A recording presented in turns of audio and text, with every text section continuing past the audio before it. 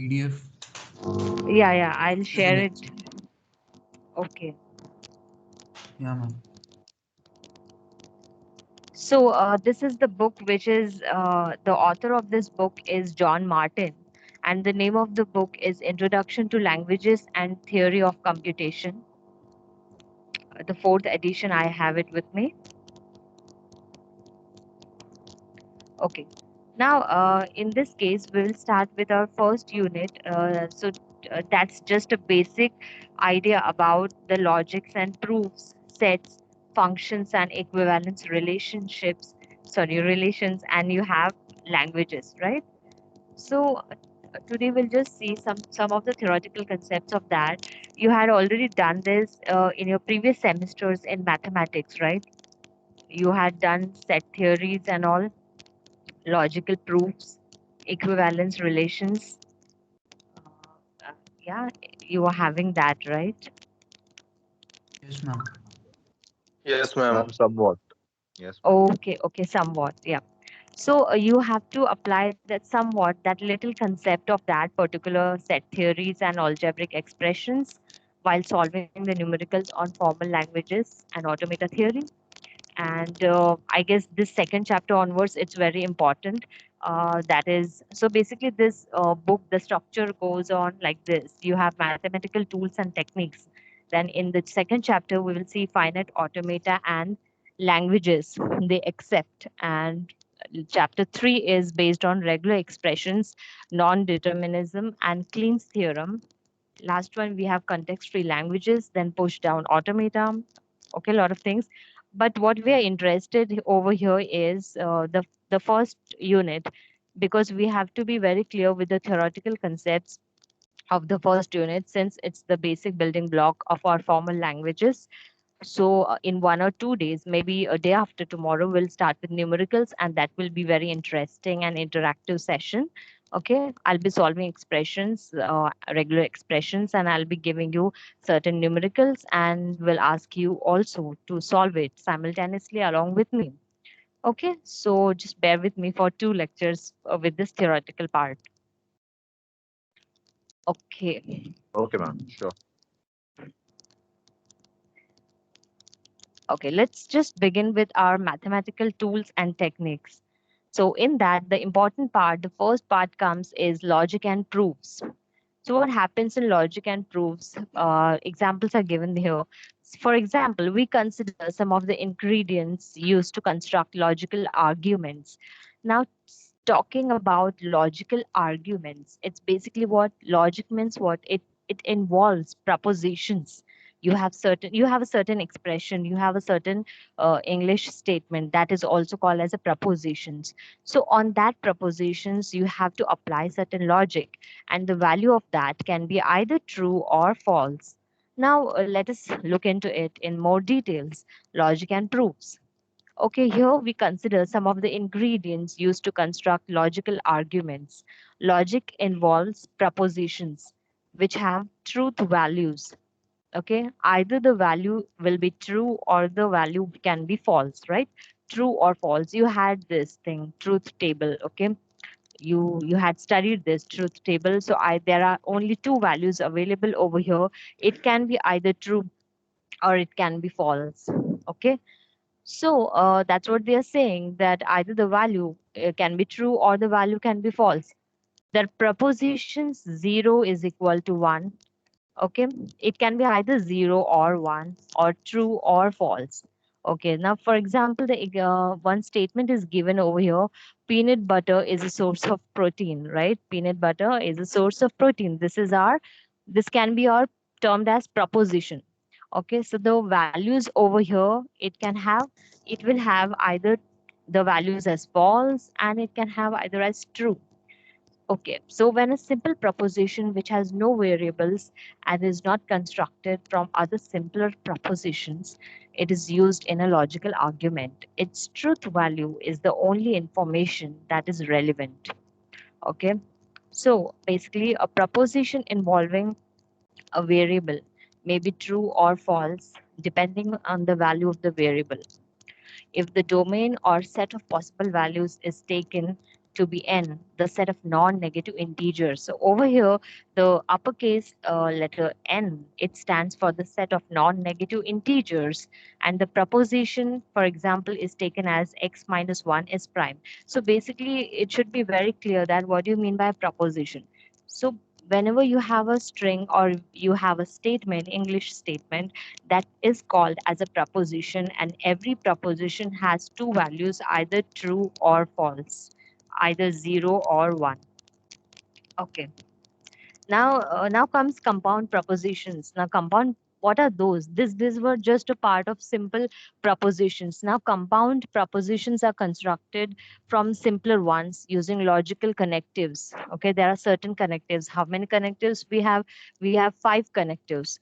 So compound propositions are constructed from simpler ones using logical connectives. We will use 5 connectives. Okay, there are 5 connectives. So as you can see this table, we have connective, we have symbol, we have typical use, and we have English translation. Our first connective is conjunction. Okay, conjunction. The symbol for that is this. You have to be very clear with this. Symbol for that is this. This is also called as and. Okay, and the typical use is P and Q, and it is translated as P and Q. Similarly, second connective is disjunction. This is the symbol of that, and it is translated as P or Q. Next one is negation. Okay, the symbol for that is this, and it is translated as not P. It is not P. Okay. Next we have conditional. The symbol for conditional is this. Okay, how it is represented in this form. It means that if P then Q, and it is also called as P only if Q. That is a conditional operator or a conditional connective, which implies two conditions, if P then Q, or it can be P only if Q. And we have bidirectional also. It means what? It is translated, English translation of that is P if and only if Q. So each of these connectives is defined by saying for each possible combination of truth values of the propositions to which it is applied, what the truth value of the result is. The truth value of negation P is the opposite of the truth value of P. Now check over here. No, in this example, they have not taken an example. Okay, check this table over here. Okay, what's happening over here? So basically they are saying that negation is totally opposite of the actual value. Suppose I have a value of P as true, then negation of P will be false. So that's what the meaning of that negation operator. It means not. It's the opposite of the truth value of P. Okay, and this is how a particular truth table is represented. We have how many propositions here? 2 propositions. Here P and Q are considered as propositions. Okay.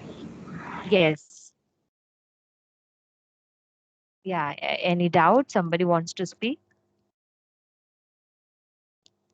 Okay. I guess I'll continue. Okay. So I have 2 propositions here, P and Q. Okay. And based on that 2 propositions, I am just writing the values I'm using. I'm applying my connectives. How many connectives I'm using here? I'm using 4 connectives over here. P and Q, P or Q, P then Q, and P double implies bidirectional. I'm using bidirectional connective, and I'm showing the relations over here. Okay, and the values of that, whether it is true or it is false. So this is just an example of this. I guess you had done this in previous semester. Let's not get into this in more detail.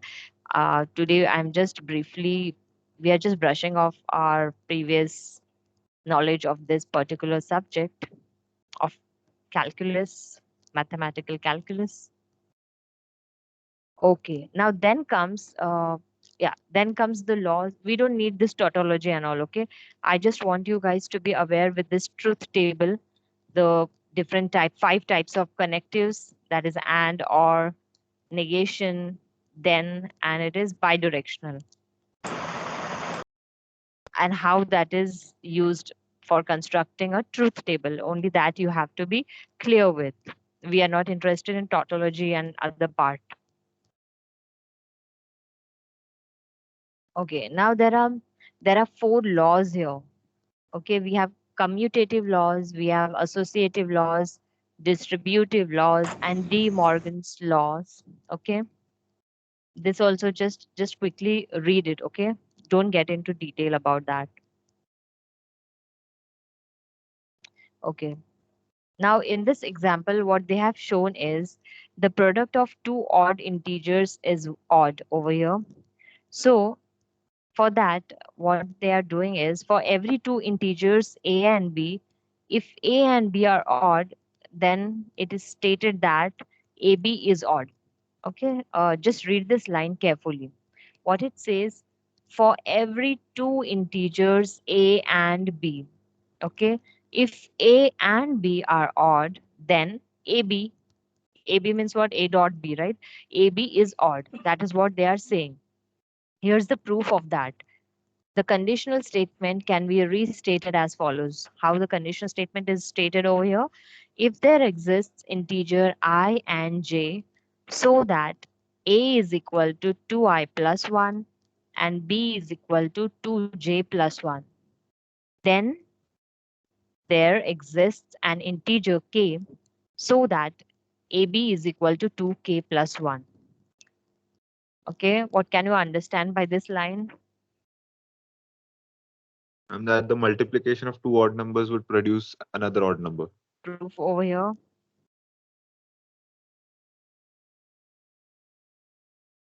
They are saying that the conditional statement can be how the conditional statement is stated here. If there exists an integer, if there exists integer I and j so that a is equal to 2,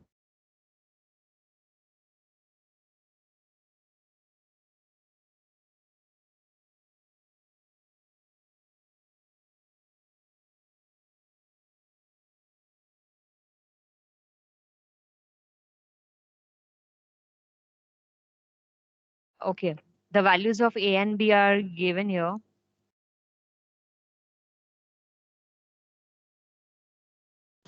Okay, the Excuse values me, of, yes, ma'am. Can you please repeat the question? there is a network issue over here. Yeah, say. Ma'am, can you please repeat the Yeah, question? okay.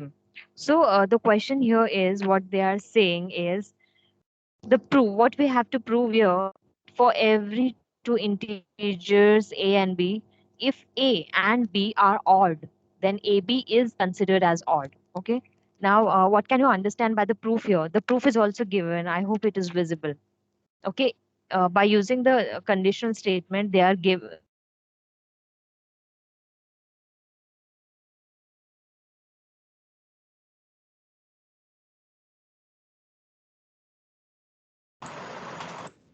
You are not audible in between.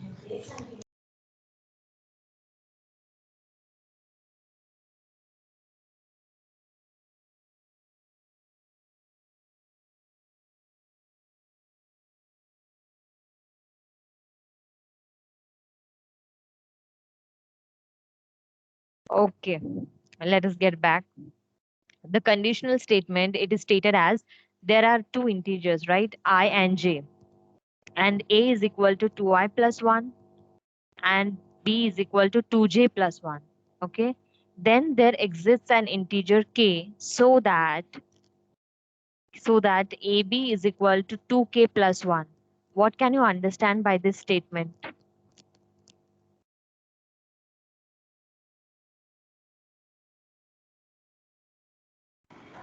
Ma'am, 2k is always a even number, and if we add 1 in even, it converted into odd one. Yes, very good. So is what they are giving the proof over here. So assuming that a is equal to 2i plus 1 and b is equal to 2j plus 1, we have ab as this. Okay, and we are getting the final value as this. So therefore, if we let k is equal to 2ij plus I plus j, so our final result will be ab is equal to 2 into k plus 1, 2k plus 1. That is how we get it. So the moral of the story over here is for every two integers a and b if a and b are odd means both of the values, both of the integers a and b are odd. Then a multiplied by b, a dot b, ab is also odd. Okay. Okay, that proof was required. This is not that important. Contradictions and all, we are not getting into that. Okay, now the quickly we will see sets. What do you mean by a set? So a finite set can be described at least in principle by listing its elements. Okay, the formula of a set is as follows. We have a set A. Okay, A is equal to 1, 2, 4, 8. So it says that A is the set whose elements are 1, 2, 4, and 8. Okay, this is how you represent a set A. And in the brackets, in the braces, you have the values of that particular set. Okay, so for infinite sets and even for finite sets, if they have more than just a few elements, then we use this ellipsis. Okay, and these are sometimes used to describe how the elements might be listed. Now we have another example, another representation of set. What is that? B is equal to 0, 3, 6, 9, and then with a comma we continue with three ellipses over here. What does that mean? That is a infinite set. It means that, see, check here. A is equal to 1, 2, 4, 8. This is a finite set. I have fixed number of values over here.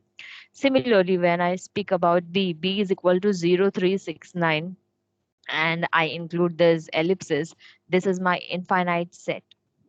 Okay, n number of values I can have in that set B.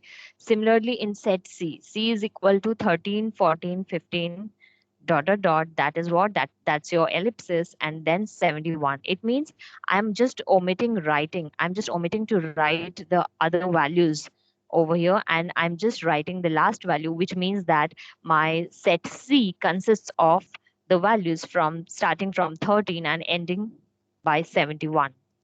Okay, so a more reliable and often more informative way to describe sets like this is to give the property that characterizes their elements. The sets B and C could be described in this way. Okay, what is that? B can be described as this. B is equal to X, where X is a non-negative integer multiple of 3. Have you checked it? It's a multiple of 3. The values are multiples of 3. Similarly, set C is equal to X, or where X is an integer, and we have what?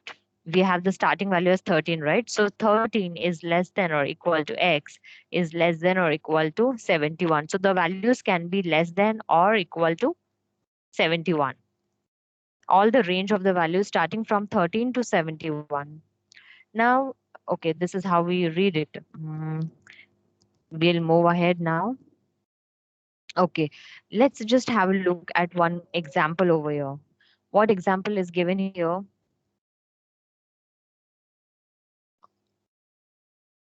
Okay, we have got these values. Okay, we have, suppose I have two sets. Okay, see here, what happens for two sets A and B, we can define their union, A union B, their intersection, A intersection B, and their difference, A minus B. And those are given by this, those are written in this way, where A union B is equal to X, where X belongs to A or X belongs to B. Or it's a or, okay? Whereas A intersection B, this is called as AND. What is that basically? That was a basic use of the connectives. This is the basic use of connectives, what we are doing over here. So A union B is equal to X, where X belongs to A or X belongs to B. Similarly, A intersection B is equal to X, where X belongs to A and X belongs to B. A minus B is equal to X, where X belongs to A and X does not belong to B. Okay. Example of that is given. This is the example. Okay, set A is having values 1, 2, 3, 5, and set set B is having the value as 2, 4, 6. When you perform OR operation, you will get the values as this. It means for either A or B. Okay, it will include all the values. It will check that. See, it will compare it. 1, do you have 1 in set B? No. So 1 is included. Again, 2, you already have 2 present here. So you will write 2 only once. Okay, you don't have to repeat it again. Okay, either it should be in A or either the value should be in B. So this is how final values we get it as 1, 2, 3, 4, 5, 6. Similarly for OR, what's the definition of OR here? X belongs to A and X belongs to B. It means what? The values present in both set A and set B should be equal. We should have same value in both the sets. So check in set A. Set A we have 1, 2, 3, 5, and in set B we have 2, 4, 6. So what is the value which is present in both the sets? 1, is it present in B? No, we don't have it in B. 2, yes, we have 2 in set B. Okay, that's why we have written 2 over here. Now check 3. 3 is present in set B? No. 5 is also not present in set B. So here we have to check the common values present in both the sets and we have to write it. So we got 2. Similarly, A minus B. Here, okay, what's the definition? X, where X belongs to A and X does not belong to B. So over here, 1, 2, 3, 5 minus 2, 4, 6, that is equal to 1, 3, 5. Okay, 1, 3, 5. So just remember that and just go through this truth table. Okay, then we have functions and equivalence. But our main topic is languages. Okay. Okay. Okay, functions and equivalences. Here we don't have to refer that much of a kind. We will just go with languages. Okay, what are languages? Familiar languages include programming languages such as Java and natural languages like English. Okay, we have different types of languages. We have programming languages and we have natural languages. So, familiar languages include programming languages such as Java and natural languages like English, as well as unofficial dialects. Okay, unofficial dialects with specialized vocabularies such as the language used in legal documents or the language of mathematics. Okay, this is what? This is a language used for legal documents or the language of mathematics.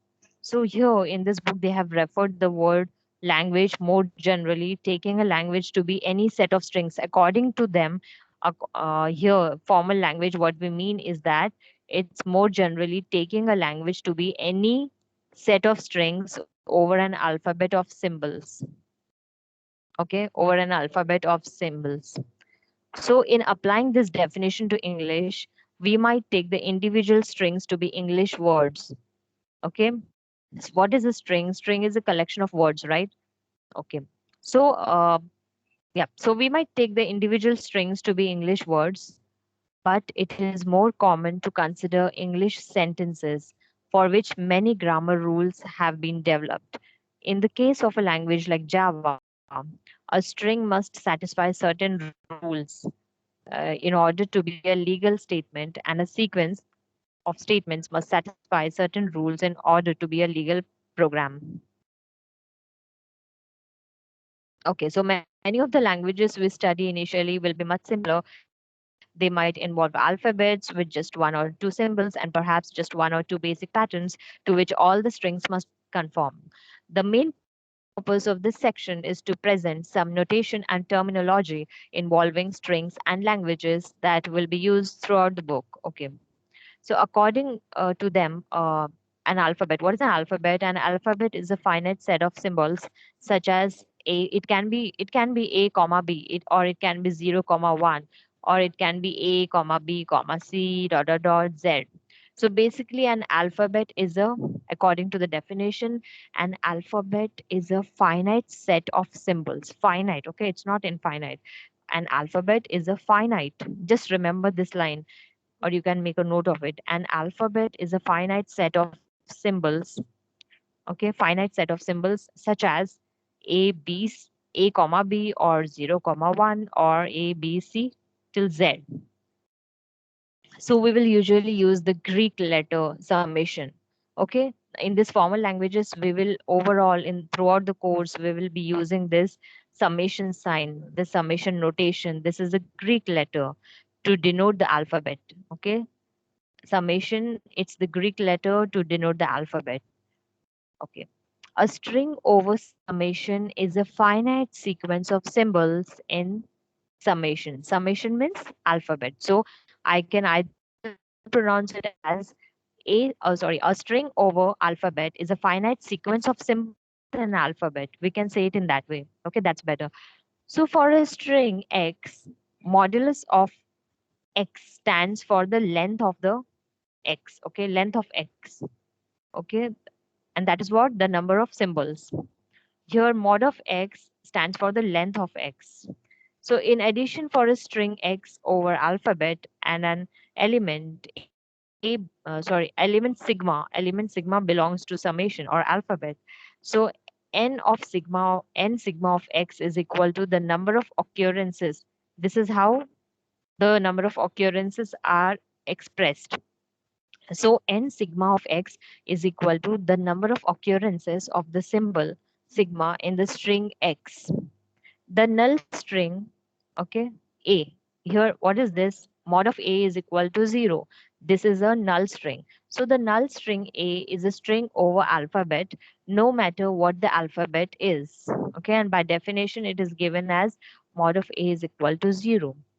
The set of all strings over summation or over alphabet. Okay, you also pronounce it in this way, alphabet, okay, not summation. The set of all strings over alphabet will be written as, okay, alphabet star. It means for the alphabet A comma B, we have A comma B, the whole star, that is equal to, we are writing all the occurrences of A. Okay, all the occurrences of A over here. So here we have listed the strings in a canonical order, the order in which shorter strings precede longer strings. Okay, canonical order, just remember this term, the order in which shorter strings precede longer strings and strings of the same length appear alphabetically. Okay, canonical order is different from lexicographic or strictly alphabetical order in which A precedes B. Okay, that's basically canonical order. Here, uh, here shorter strings precede the longer strings. Just remember that. And strings of the same length appear alphabetically. Excuse me, Okay, ma'am. then comes, yes. I'm sorry to interrupt, but could you just, after explaining, write these expressions so that we can visualize it? That's what I'm saying. For that, you have to cope up with me for one lecture more, okay?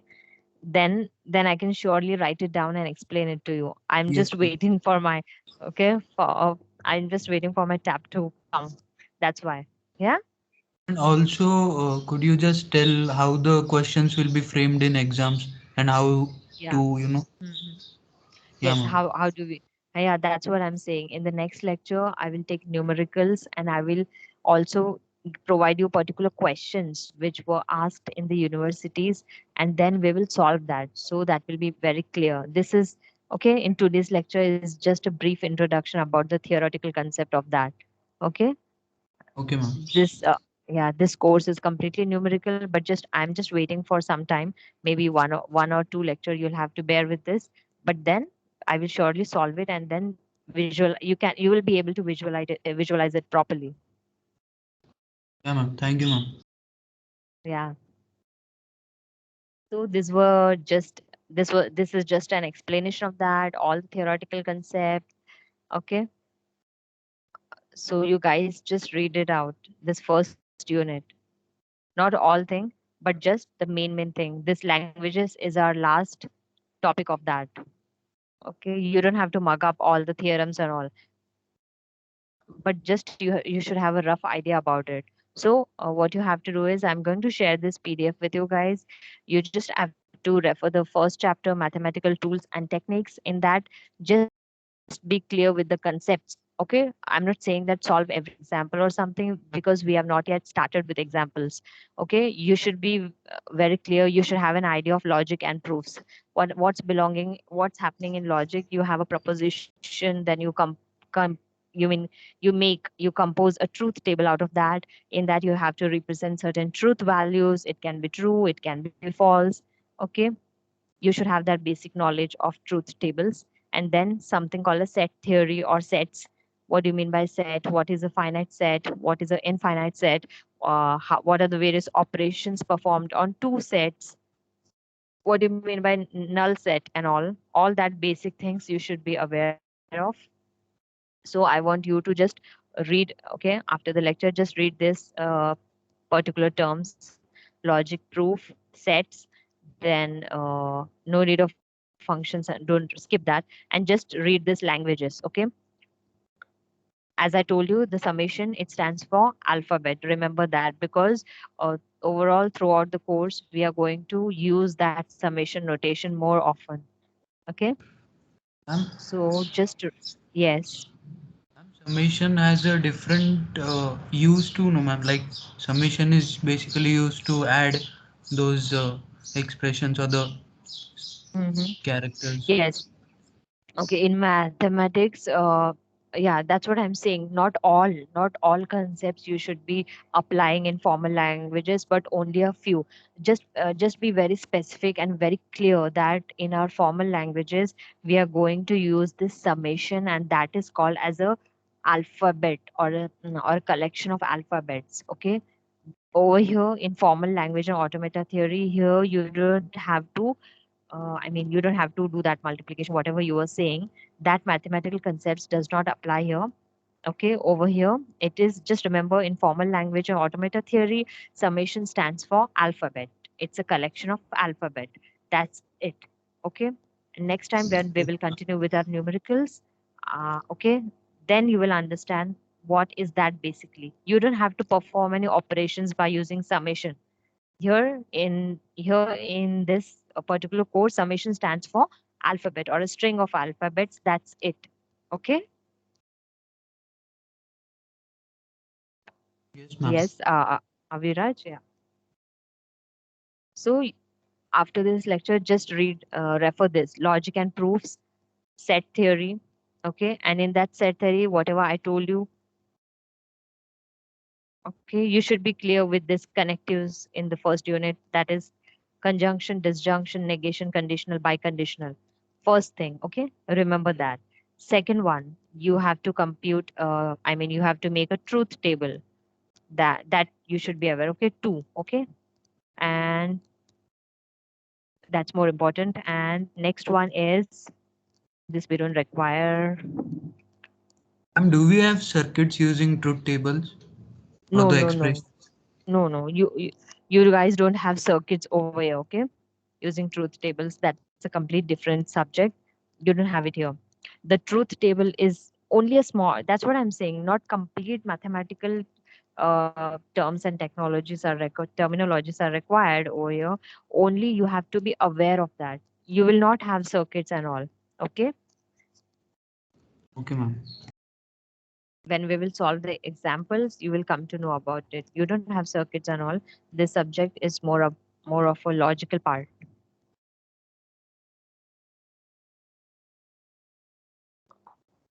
Okay, guys. Any other question? Next lecture, we will solve the examples. Ma'am, a few students haven't joined the team yet, so could you just Yeah, accept their yeah. requests? Yes, yes. I'll just accept their request.